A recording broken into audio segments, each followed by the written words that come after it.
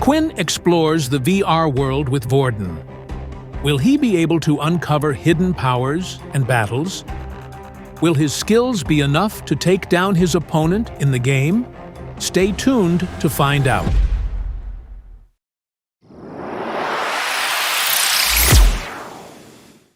It was getting late, and it was almost time for their curfew, so Quinn and Vorden decided it would be best to head back to the dorm rooms.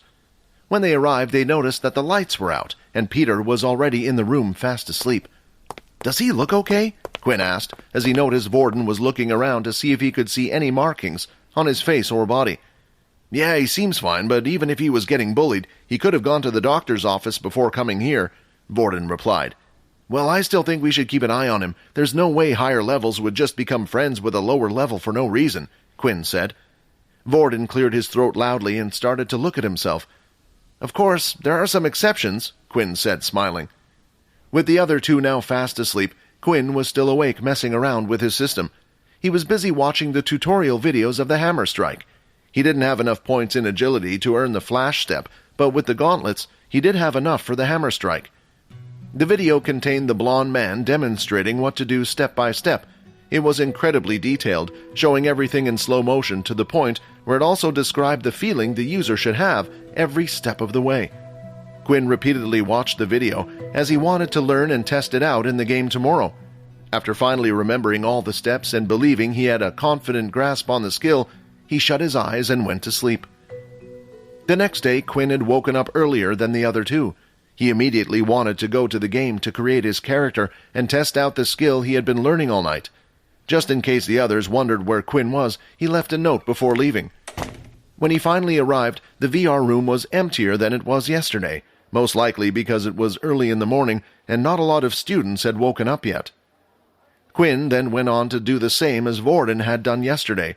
He went up to the pretty lady who stood behind the counter and asked to rent a capsule, only this time for 2 hours. There wasn't much use for his credits other than buying late-night snacks, and at the moment not even that satisfied him. Ever since he had his first taste of blood, food was starting to taste bland. He still got hungry like everyone else, but the taste of ice cream and sweets just didn't have the same rush effect it once had. To get that feeling again, he could only get it from blood. But Quinn made sure to only consume blood when he needed to or to get himself stronger. He was afraid that he might become addicted to the feeling, and if he did, it would only cause more problems for him. Before entering his capsule, Quinn looked around the room and noticed some students carrying their beast weapons with them. Not all students used one like Vorden, but after watching the games Vorden had played yesterday, he did see a few of his opponents have one, which meant most likely that the students bringing their weapons with them meant that the game was also able to recognize the power of beast weapons. Just on the side of the capsule, there was a large rectangular box, and underneath were the words written, "Beast's Weapons." So it looked like Quinn was right after all. After taking off his gauntlets and placing it into the box, the capsule started to scan the weapons. "Scan complete. The beast weapon may now be used with the capsule." He then hopped in and logged into the game. Only this time, instead of logging in as a guest, he decided to register an account. "Please create a user ID." Quinn thought long and hard. He didn't want anything that could give his real identity away, but at the same time he wanted a name that would express his newfound self. Something like Vampire God just wouldn't work and gave too much information. Plus the idea of putting vampire in his name just sent cringe tinkles running down his spine. Finally, he had settled on a name. User ID created, Blood Evolver. The name was chosen for a few reasons. Quinn could feel his body getting stronger with each person's blood he drank. It was as if his body was evolving into something else, and in the future, he knew he would be stronger than he was now. He thought the name was very fitting for himself. The next step was to design his character. The body proportions of his character were the same as him, but he was able to choose what hairstyle and simple clothing he wanted on it. Quinn had always been born with black curly hair and wanted to change it but never got the chance to. Now it felt like he could be someone else. After going through all the options, he finally decided on a red, spiky-haired character who wore simpler villager clothing. It looked like a farmer from an old fantasy world. Once the character had been completed, Quinn was once again teleported to the large, white, empty room. That's when Quinn noticed something. While in the room, Quinn was able to walk around freely and move his body just like he could outside.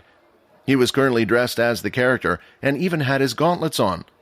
Then, when Quinn tried to open up his system, to his surprise, it appeared like usual, showing all of his current stats.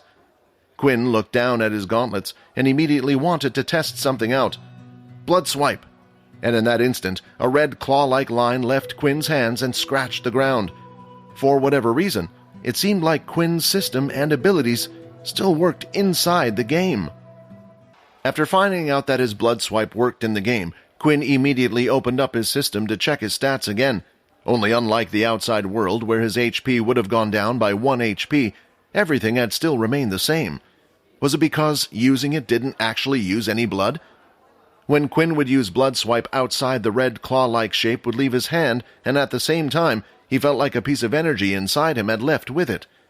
The minus in his HP would indicate that it took part of his life force or his blood. But inside the game world, the attack did no such thing. It was just replicating what his mind told it to do, while scanning the body inside the capsule to see if it was possible. To test this, Quinn swiped his hands non-stop, swipe after swipe. Red lines left his fingertips in a flurry, but at the same time no HP was lost. Just in case, Quinn opened up the game system and checked, and right next to his name, where there was a section to fill in your ability, there were the words written none in the box. However, another thought came to Quinn's mind. If he didn't lose any HP when using the skill, this also meant that his blood bank would have no effect in the game. When he would get attacked, it would do no physical harm to his real body on the outside. He wasn't actually losing health, so inside the game, he wouldn't be able to rely on his blood bank to save him out of tough situations. But the fact that Quinn was able to use these abilities in the game made him think, was his system really an ability? At first he assumed so. After all, he had received the power from what had looked like an ability book. Of course, he had never heard of an ability like this before, but there were many abilities in the world that originals had hidden and kept for themselves. Then he thought back to his status change. Next to race, it stated he was no longer human. Perhaps his abilities were more a side effect of changing race, rather than an ability itself. That's why the skills that he unlocked through the system didn't really follow a pattern. What the blood bank could do differed greatly from what his blood swipe did. If Quinn's theory was right, did this mean he could also learn an ability? He hadn't tried so far because he thought it simply wouldn't have worked, but now if he was to test this, he needed to think long and hard about what ability to learn. Before going into his first game, Quinn wanted to test out the hammer strike. He had been watching the video all last night and felt like he was ready. Place your foot forward like this and at the same time rotate your body. The energy should flow through your toes upwards. Then, as you pull back your hand, stomp on the ground and at the same time release the energy through your fist, Quinn mumbled as he went through the steps. At first, Quinn did all of the required steps slowly, making sure he did all of the steps perfectly, not using any of his energy or strength. He did everything step by step as the video had explained. After going through it a few times, he was ready. In one motion, he did all the steps as fast as he could, and just like the video had stated, he could feel the energy rising from the bottom of his feet into his fist. The powerful strike left his hand, and a loud bang was heard. A small shockwave in the air was created. "I did it," Quinn said. Although the shockwave was nowhere near the size of the man in the video, Quinn was still happy with the result. There was no longer any need for him to delay anymore, and he went and clicked on the search function. For his first match, Quinn wanted to go against the same power level user as him, a level 1. Technically, Quinn himself knew he was beyond level 1. If he was to take a guess, he would say he was around the same power level as a 2.5, but for his first match he just wanted to make sure of a few things. The game had found him an opponent and he was immediately teleported to an arena. When the countdown had finished, it was time for the match to start. The student in front of him had no beast weapon, so Quinn was cautious at first, and at the same time he wanted to test something out. Quinn got in close to the student and was ready for whatever was to come.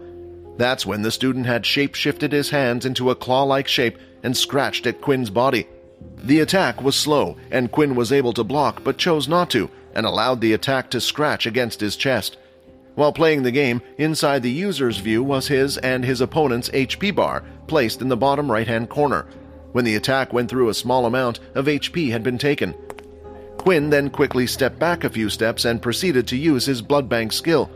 "HP is currently full, unable to use blood bank."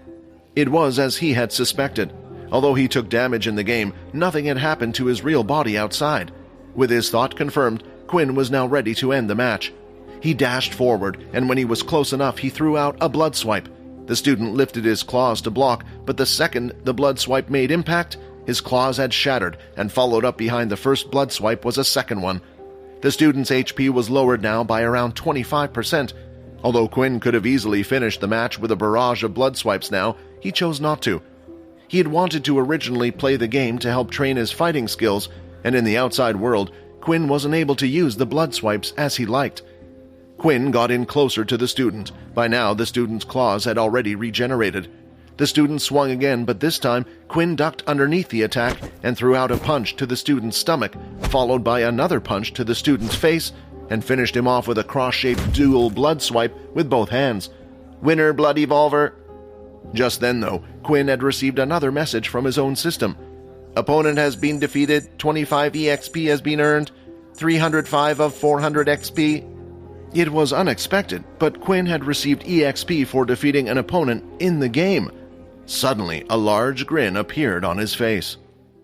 Will the game reveal any hidden secrets about Quinn's abilities? Will it affect Quinn in the real world? Find out in the next episode.